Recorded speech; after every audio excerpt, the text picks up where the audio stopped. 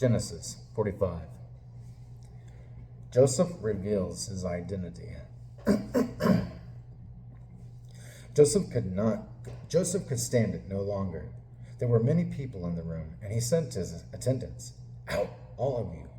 So he was alone with his brothers when he told them who he was. Then he broke down and wept. He wept so loudly the Egyptians could hear him, and word of it quickly carried to Pharaoh's palace. "I am Joseph," he said to his brothers. "Is my father still alive?" But his brothers were speechless. They were stunned to realize that Joseph was standing there in front of them. "Please, come closer," he said to them. So they came closer, and he said again, "I am Joseph, your brother, whom you sold into slavery in Egypt. But don't be upset.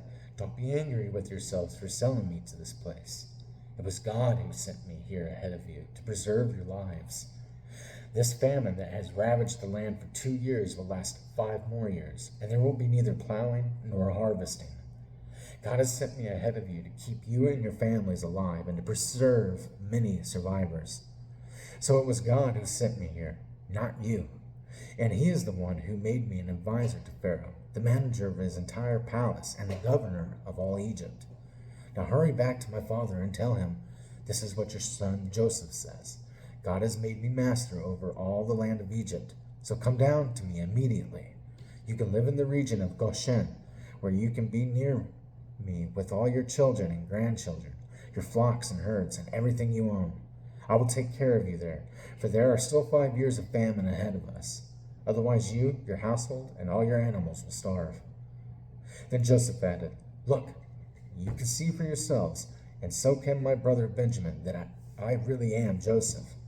Go tell my father of my honored position here in Egypt. Describe for him everything you have seen, and then bring my father here quickly." Weeping with joy, he embraced Benjamin, and Benjamin did the same. Then Joseph kissed each of his brothers and wept over them, and after that they began talking freely with him. Pharaoh invites Jacob to Egypt. The news soon reached Pharaoh's palace. Joseph's brothers have arrived. Pharaoh and his officials were all delighted to hear this. Pharaoh said to Joseph, "Tell your brothers, this is what you must do. Load your pack animals and hurry back to the land of Canaan.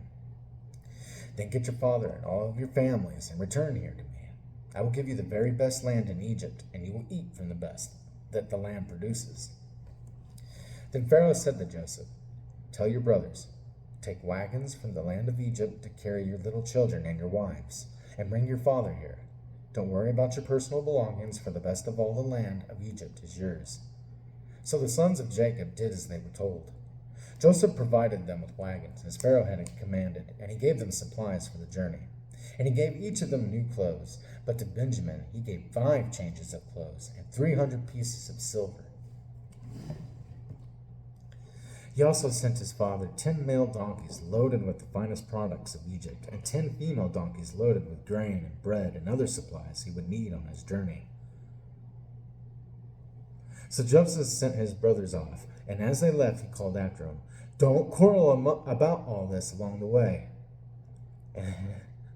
And they left Egypt and returned to their father Jacob in the land of Canaan.